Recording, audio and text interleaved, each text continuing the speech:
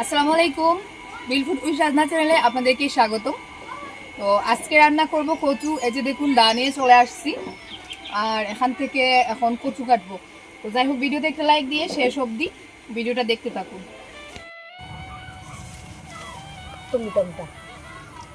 রাধা কচু এগুর নাম, হ্যাঁ, খালাকটা কয় কৃষ্ণ কচু, আর এগুর নাম রাধা কচু। এগুনা এগুনা এত বড় সাইজের একটা কচুর গাছ দেখুন, এখানে আরো আছে, তবে এই গাছটা সব থেকে বড়।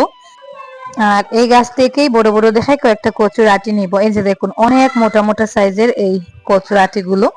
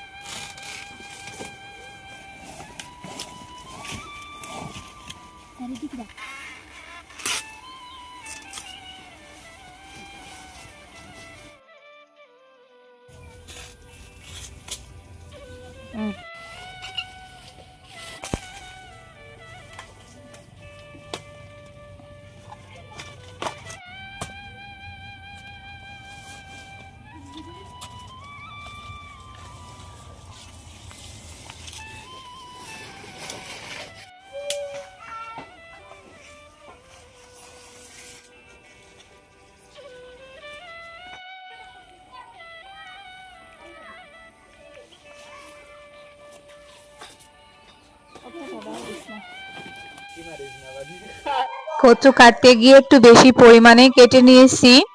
এখানে এতটাও কচু আমার লাগবে না, দুইটা আটি নিলেই মনে হয় ভালো হতো।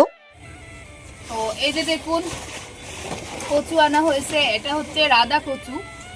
এই যে দেখুন, ঠিক মানুষের থেকেও বেশি লম্বা লম্বা এক একটা কচু, কচু ডগা।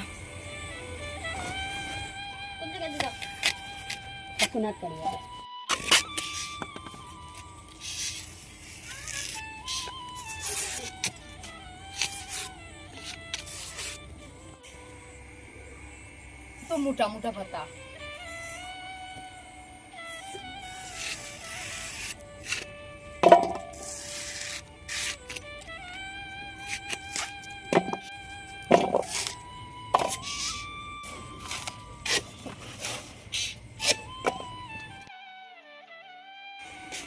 দেখুন কত মোটা মোটা এক একটা কচুর পাতা, মানে ঠিক ছাতার মতন।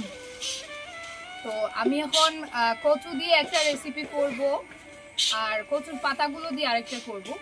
তো আমি এখন আপাতত পাতাগুলো এখানে রেখে দিচ্ছি।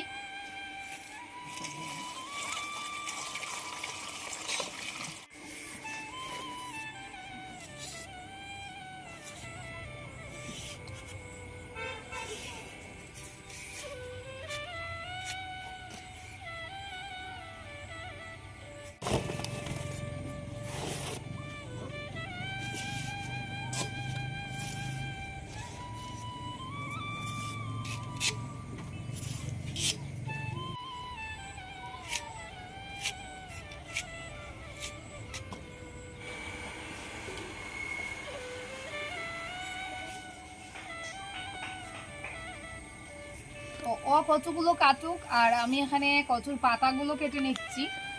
এত সুন্দর সুন্দর এক একটা পাতা, মানে কাটার ইচ্ছা করতেছে না।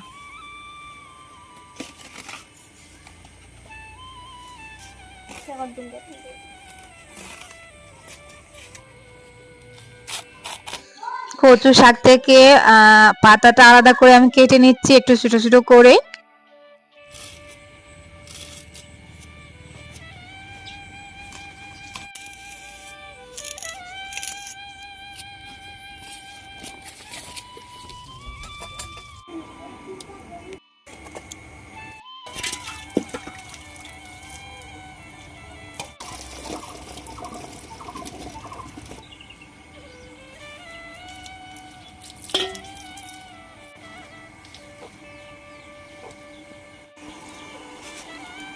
শিফা এখন কচুগুলোকে ধুয়ে নিচ্ছে। দেখুন অনেকটা হয়ে গেছে, তবে আমি সবটা রান্না করব না, এখান থেকে 3 ভাগের 1 ভাগ রান্না করব, বাকিটা ফ্রিজে পলিথিনে ভরে রেখে দিব, অন্য সময় রান্না করা যাবে।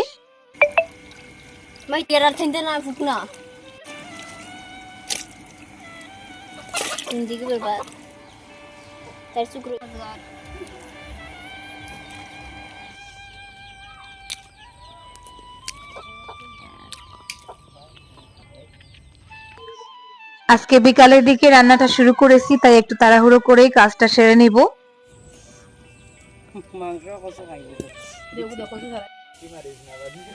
আমি আগুন জ্বালাই দিছি, তুই একটু জলদি জলদি মশলা রেডি করে দে। খালি রসুন আর আদা ফিসিলা।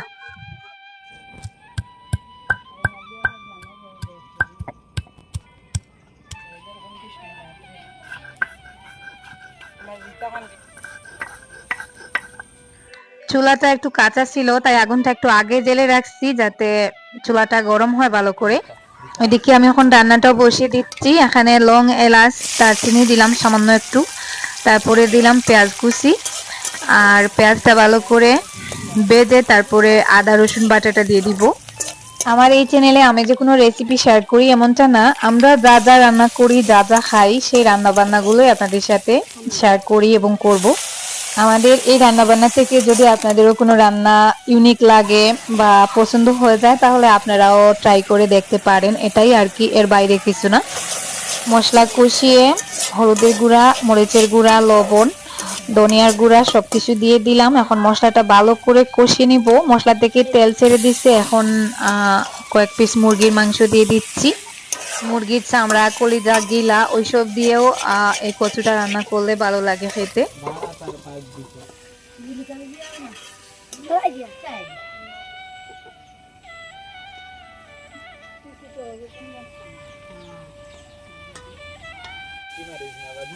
চুলার আঁচটা একটু কমিয়ে আমি মাংসটা ভালো করে কষিয়ে নিব। যেহেতু আমি মাংসটা আগে ভাজি নাই, কাঁচা অবস্থায় রান্না করে নিচ্ছি, তাই একটু বেশি সময় নিয়ে মাংসটা কষাতে হবে যাতে মাংসের গন্ধটা চলে যায়।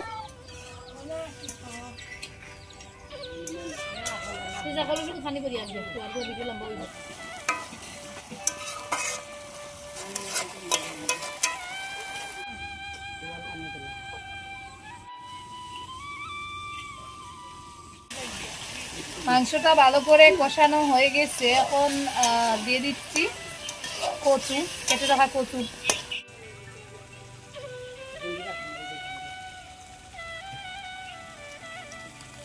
এখান থেকে 3 ভাগের 1 ভাগ কচু দিব, যেটা এখানে মাংসের পরিমাণ কম, আর বেশি একটা রান্না করব না, পরে একটু রেখে রেখে না হয় রান্না করব।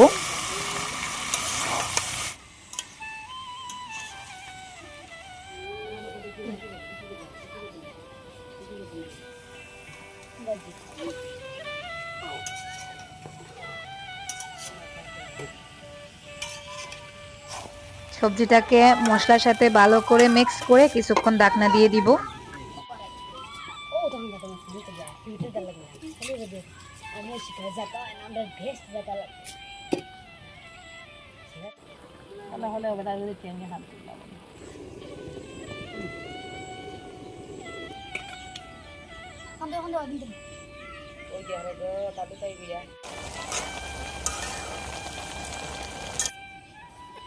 তাইরে তোমার বাসা গুইকাইল। এখন পর্যন্ত আমি তরকারিতে কোনো পানি দেই নাই, কচু থেকে পানিটা বেরিয়েছে। আর একটু সময় জাল করে নিলেই রান্নাটা হয়ে যাবে। রান্না একটু তাড়াহুড়ো করে মানে শেষ করার জন্য এখানে 2 চুলায় আগুন জেলে নিয়েছি। আর এখানে কচু মানে মাংস দিয়ে কচু রান্না হচ্ছে, আর এই চুলায় আমি ওখানে যে কচুর শাকটা আর কি ডাল দিয়ে রান্না করে নিব।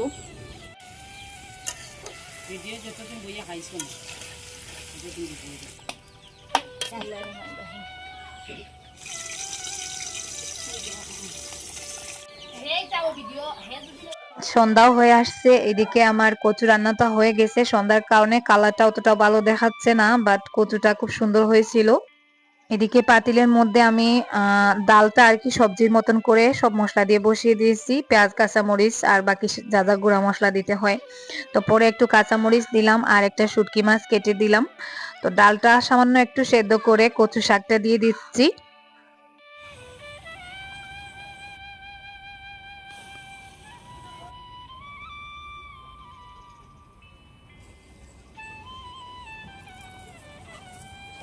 গলা যাতে না চুলকায় সেজন্য এখানে 2টা টমেটো ছোট ছোট করে কেটে দিলাম। তো এভাবে জাল করে আমি শাক ভাজির মতন করে রান্নাটা করে নিব।